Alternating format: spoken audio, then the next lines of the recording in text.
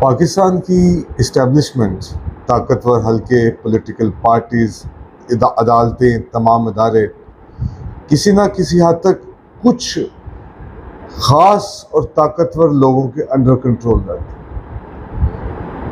ये बात अहम है कि वो ताकतवर लोग कलेक्टिवली इस्टेब्लिशमेंट कहलाते हैं या इस्टेब्लिशमेंट शायद चंद लोगों के मजमूए का एक नाम है जिनके इर्द गिर्द सारी पावर, माशियात और मुल्क के तमाम पॉलिसी मैटर घूमते नजर आते हैं।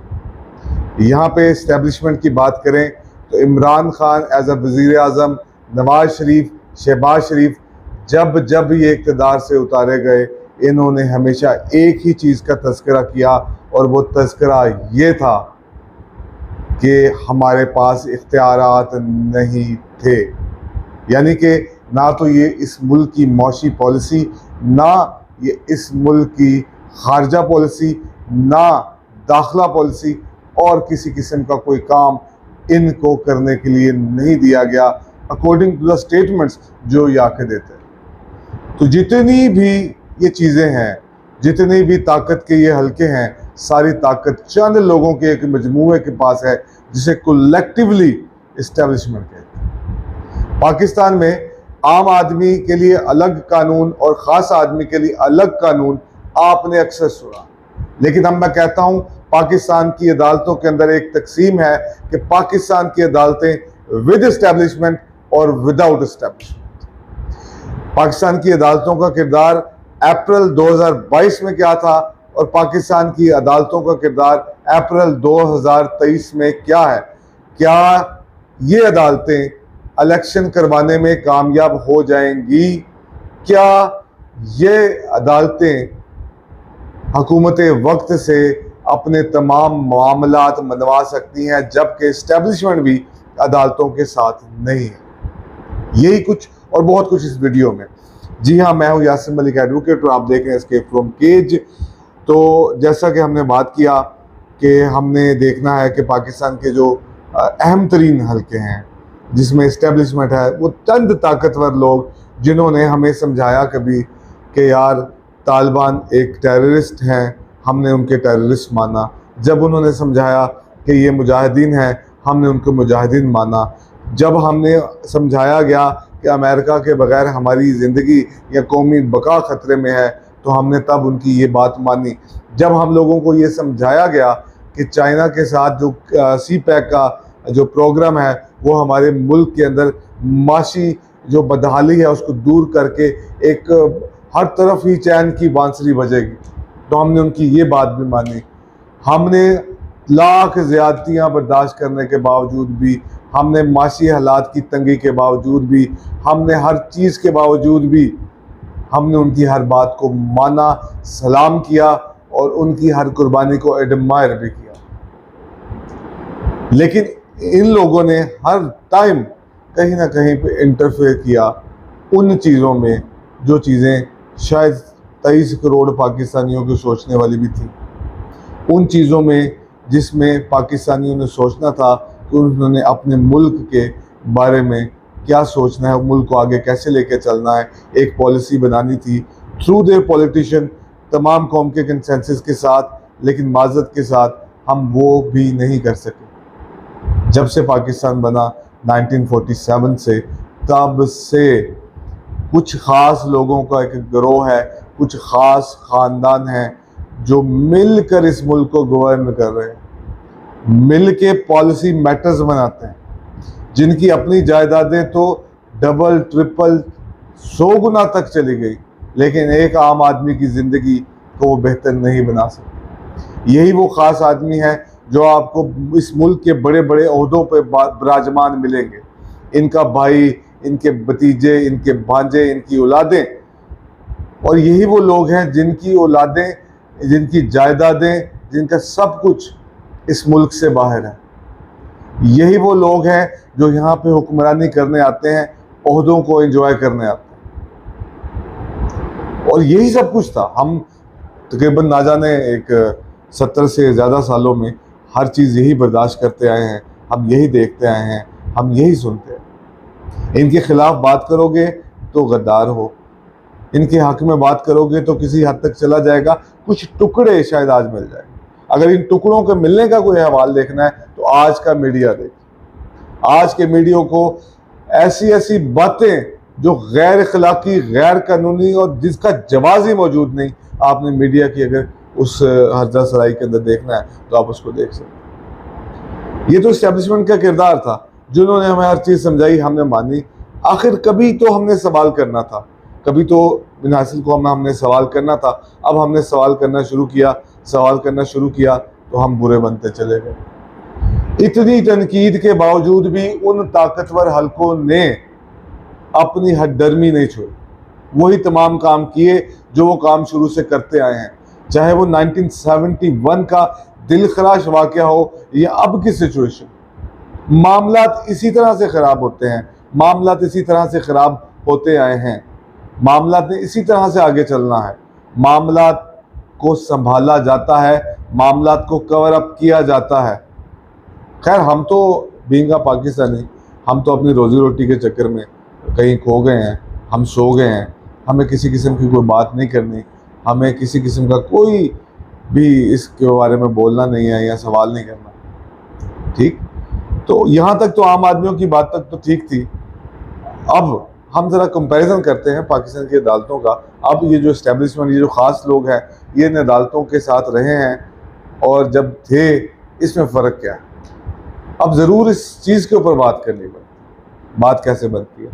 अप्रैल 2022 का वक्त था जब इमरान खान के ख़िलाफ़ तहरीक अदम एतमाद असम्बली के अंदर पेश थी, जिसको साइफ़र का बहाना कह लें, साइफ़र का रीज़न कह लें, साइफ़र की कोई भी वजह या कोई भी चीज़ कह लें, की वजह से उस वक्त के स्पीकर ने उस रूलिंग देकर आर्टिकल 5 के तहत जो असम्बली वज़ीर आज़म को दोबारा नॉमिनेट कर दिया और अदम एतमाद को खारिज कर दिया, जिसके फ़ौरन बाद अदालत ने सो मोटो एक्शन लिया और आखिर एक अहम जो चीज़ थी, अहम फैसला किया, असम्बलियों को बहाल किया, वोट ऑफ नो कॉन्फिडेंस की जो काउंटिंग है वो करवाई और उसके बाद वज़ीर आज़म इमरान खान को, जो साबका वज़ीर आज़म हैं, उनको घर जाना पड़ा।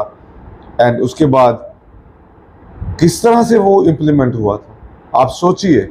कैसे प्राइम मिनिस्टर हाउस के बाहर जो पुलिस की गाड़ियां पहुंचा दी गई, कितना प्रेशर था कि उनकी हर बात को मानना पड़ा। वो भी अदालतें थी। हमें तब की अदालतें देखकर अदालतों का रोब, अदालतों का दबदबा, अदालतों की ना जाने एक हैयत और हैबत नज़र आती थी। और हमने कहा कि पाकिस्तान में कुछ बदल रहा है कि ताकतवर लोग भी इन्हीं अदालतों के नीचे हैं, इन्हीं अदालतों से डरते हैं, जिस तरह इमरान खान ने वज़ीर आज़म हाउस को छोड़ा। लेकिन फ़र्क ये था कि उस वक्त की इस्टेब्लिशमेंट, उस वक्त के वो ताकतवर लोग इमरान खान के साथ नहीं थे, बल्कि वो पीडीएम के साथ थे, अदालतों के साथ खड़े थे।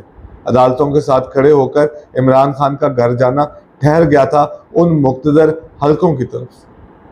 तब तो अदालत की हैबत भी थी, हैयत भी थी, डर भी था, खौफ भी था और अदालत को अपने ऑर्डर्स को इम्प्लीमेंट भी करवाना आता था। हमें भी एक उम्मीद की किरण जागी थी कि अब हमारे मामला बेहतर होते जाए।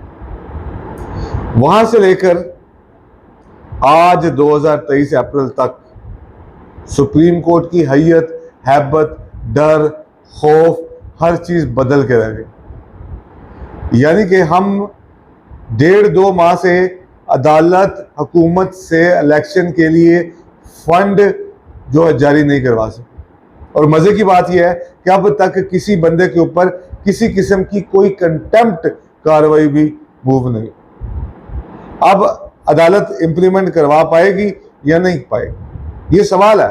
अब देखें, जैसे ही साथ छूटा तो अब अदालत आपको वीक साइड पे नजर आती, अदालत की हैबत नजर नहीं आती, अदालत की हैयत नजर नहीं आती, अदालत का खौफ नजर नहीं आता, क्योंकि मुक़्तदर हल्के, वो ताकतवर हल्के ये नहीं चाहते कि किसी तरह से इस मुल्क के अंदर वो काम हो जो उनकी मर्जी और मंशा के खिलाफ। यानी कि वो इलेक्शन नहीं करवाना चाहते, जो मर्जी करो इलेक्शन नहीं होंगे। आज भी नोटिस के ऊपर अदालत चल रही है कि वजीर ख़जाना को बुला लो, स्टेट बैंक को बुला लो, यानी कि सेक्रेटरी दिफा को बुला लो, चीफ इलेक्शन कमीशन को मंगवा लो। तो अब इन दोनों में आप डिफरेंस खुद क्रिएट करें। तब क्या था, आज क्या था? तब खौफ भी था, हैबत भी थी, सब कुछ था, लेकिन आज नहीं है। आज क्यों नहीं है? क्योंकि आज एस्टेब्लिशमेंट अदालत के साथ नहीं है। अदालत की भी डरी डरी बात है और माफियाज की बात करते हैं। अब ये सब कुछ होता क्यों है? ये सब कुछ होता सिर्फ इस वजह से है भाई, क्योंकि पाकिस्तान के अंदर मुख्तलिफ माफिया ऑपरेट करते हैं थ्रू इस्टेब्लिशमेंट और उन खास ताकतवर हलकों की तरफ से। उन माफिया के हर जगह पे बंदे मौजूद हैं।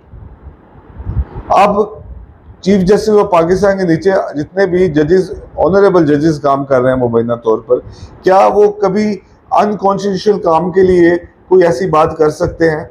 क्या इस मुल्क में इस बात का जवाब पैदा करना था कि सो मोटो एक्शन लिया जा सकता है या नहीं लिया जा सकता? या कॉन्स्टिट्यूशन की वो बुनियादी शिक कि 90 दिन के अंदर इलेक्शन करवाना है, उसको बहाल करवाना था? ये बड़ी छोटी सी बात, ये एक बड़ी छोटी सी बात है। सो मोटो एक्शन की अगर बात करनी है वो हम बाद में भी कर सकते थे। अभी जो मेन कॉन्स्टिट्यूशन क्राइसिस था वो ये था कि 90 दिन के अंदर इलेक्शन करवाने हैं, जिसको शायद कोई अदालत नहीं बदल सकती, लेकिन हमने उसको एक कंट्रोवर्शियल वे के अंदर प्रेजेंट किया, जिसको ताकतवर लोगों को अंदर से ही कुछ ना कुछ ऐसे मोहरे और अपने पॉकेट्स मिल जाते हैं जो तमाम गेम की हैयत और तमाम गेम का रुख ही बदल देते हैं। ये आज की बात नहीं है, ये शुरू से ऐसे होता है। 1971 है, यहाँ जब पहले मार्शल लॉ से लेके आखिरी मार्शल लॉ तक, अब इस्टेब्लिशमेंट का किरदार को लेके हर जगह पे वो ताकतवर और ख़ास लोग डिसाइड करते रहे कि उन्होंने क्या करना है। उन ताकतवर लोगों में कुछ दूसरे लोग भी शामिल हैं, उसकी बात हम बाद में करते। लेकिन कौन पूछेगा अगर सुप्रीम कोर्ट ऑफ पाकिस्तान भी इस बार अपनी रिट मनवाने में नाकाम हो गई तो? जब इन्हीं अदालतों के सामने कोई आम आदमी, कोई मजदूर, कोई रेहड़ीबाज, कोई शख्स जाके खड़ा होता है तो इनकी हैबत, इनकी डर, इनकी ना जाने की आवाज़ के अंदर टोंट और इनकी आवाज़ के लहजे ऐसे हैं कि मत पूछ। ताकतवरों के आगे आखिर सुप्रीम कोर्ट भी घुटने टेकती नजर आती है और बात मुज़ाकरात तक चली जाती है कि मुज़ाकरात कर लो, ये कर लो, वो कर लो। किसी भी जमहूरी मुल्क में इलेक्शन तो एक अहम किरदार अदा करते हैं कि इलेक्शन करवाने हैं। कॉन्स्टिट्यूशन में हर चीज़ डिफाइन की गई है, अगर क्लियरली डिफाइन ना होती तो फिर अदालतें या और चीज़ें डिफाइन करी जा सकती। लेकिन यहाँ पे कुछ भी नहीं हो रहा। यहाँ पे हमें तमाशा नज़र आया। एक हमें इदारे थे ना, कुछ इदारों पे मान होता है, हर बंदा कहता है हम अदालतों में देख लेते हैं, हम इस तरह की बातें कर लेते हैं। अगर हम सुप्रीम कोर्ट की ये दुर्गत बनती देखेंगे तो फिर कल अदालतें सजाएं कैसे देंगी? एक कातिल कह सकता है मैं अदालतों के फैसले को नहीं मानता, एक चोर कह सकता है मैं इन अदालतों के फैसलों को नहीं मानता। छोटे छोटे माफियाज, छोटे छोटे गैंग्स और हर बंदा जो तश्कील पा जाएंगे, हर बंदा अपनी एक 1.5 ईंट की मस्जिद बना लेगा, हर बंदा एक नए तर्ज का काम करेगा। कब तक आखिर हम ये सब कुछ करते रहेंगे? कब तक ये चलता रहेगा? तो अब साफ नजर आ रहा है कि अब अदालतों की भी दो तकसीम है। एक अदालतें वो थी जो अप्रैल 2022 में थी और एक अदालतें अब हैं जो अप्रैल 2023 में। दोनों के एटीट्यूड में, दोनों के कॉन्फिडेंस में, दोनों की मुख्तलिफ चीज़ों के अंदर ही हेल ऑफ डिफरेंस। तो अब इंसाफ के निज़ाम के साथ पाकिस्तान में अदालतें भी दो तरह की हैं। पाकिस्तान में अदालतें भी दो तरह की, एक वो अदालतें जो इस्टेब्लिशमेंट जिनके साथ हो तो वो ताकतवर हैं और वो अपने फैसलों को इम्प्लीमेंट करवा सकती हैं। एक वो अदालतें जहाँ पे फैसलों को इम्प्लीमेंट ही नहीं करवाया जा सकता। वजीर ख़जाना को बुलाओ कि फंड जारी करे, उसको ना कोई खौफ है ना कोई डर है, क्योंकि वो समझता है कि उसके साथ इस्टेब्लिशमेंट साथ है। चीफ इलेक्शन कमीशन को ये अदालतें बुला के कहती हैं इलेक्शन करो, जो उसकी कॉन्स्टिट्यूशनल जिम्मेदारी है, लेकिन वो करवाने से इनकार कर देता है। लेकिन इसके बावजूद भी चीफ इलेक्शन कमिश्नर अपने ओहदे पर अब तक कायम है। स्टेट बैंक ऑफ पाकिस्तान से जब अदालत कहती है कि आप फंड जारी करें तो अजीब तरह की तौजीहात और अजीब तरह के जो बहानेबाजियां जो हैं वो दी जाती हैं, लेकिन स्टेट बैंक का गवर्नर जो है आज तक अपने ओहदे पर कायम है। वजीर आजम बड़ी असम्बली के अंदर अदालतों पर तनकीद करता है, मीडिया पर तनकीद करता है और मुख्तलिफ पॉलिटिकल पार्टी अदालतों के ऊपर तनकीद करती है, लेकिन उनको सजाएं नहीं दी जा सकती, जिससे अदालत की बेतुकूरी आपको साफ नजर आती है। एक ऐसे लोग भी हुक्मरान हैं जिनके पास यहाँ पे किसी किस्म का कोई ओहदा नहीं है, लेकिन वो सौदे को समझते हैं, वो सौदे को मानते हैं, देखते हैं। अब देखिए, तो अब आपको मुबारक हो कि एज अ पाकिस्तानी अब आपके पास अदालतें भी दो तरह की जो आपको नजर आ रही हैं, जिसको आपने लेके चलना है। अब सवाल ये पैदा होता है, क्या ये अदालतें इलेक्शन करवा सकती हैं, या क्या ये अदालतें मुंतखब वज़ीर आज़म शहबाज शरीफ साहब को नाअहल कर सकती हैं? अगर नाअहल कर भी देंगी तो क्या इलेक्शन हो सकते हैं? तो मेरा ये ओपिनियन है कि ऐसा कुछ भी नहीं होने जा रहा कि पाकिस्तान की अदालतें शायद ये इम्प्लीमेंट ना करवा सकें। उनका जो कॉन्फिडेंस है, उनका जो लहजा है, उनकी जो बातें हैं, अब वही कुछ और अफसाने की तरफ निशानदेही कर और तरफ इशारे कर रहे हैं। तो इलेक्शन कभी ना कभी तो आखिर करवाने पड़ेंगे, वो 11 दिन बाद हो, वो 11 माह बाद हो, वो 11 साल बाद हो, आखिर आना तो आपको इलेक्शन की तरफ ही पड़ता है। लेकिन कौन क्या चाह रहा है, कौन ये इलेक्शन क्यों नहीं होने देना चाह रहा? सिर्फ पॉपुलैरिटी की बेस है या कोई और मसले? जब चाहे इस्टेब्लिशमेंट लोगों के केस खत्म करवा देती है, जब चाहे इस्टेब्लिशमेंट एनआरओ दे के सबको क्लीन चिट देती है, जब चाहे इन तमाम लोगों को बेगुनाह कर देती है। यही इस्टेब्लिशमेंट है जो इन तमाम लोगों के खिलाफ केसेस लेके आती है, और यही इस्टेब्लिशमेंट जब इनके साथ मामला तय हो जाते हैं तो इनको माफ़ी दे देती है, क्लीन चिट दे के सुरखरू कर देती है। तो ये इस्टेब्लिशमेंट है, अदालतें भी उनका एक आला कार है। अब देखिए, मेरी नज़र में तो ना इंतखाबात होने जा रहे हैं, ना अदालतें कोई ऐसा काम कर सकती हैं जो कि इस्टेब्लिशमेंट के खिलाफ। इंशाल्लाह फिर मिलेंगे नई वीडियो के साथ। अल्लाह हाफ़िज़।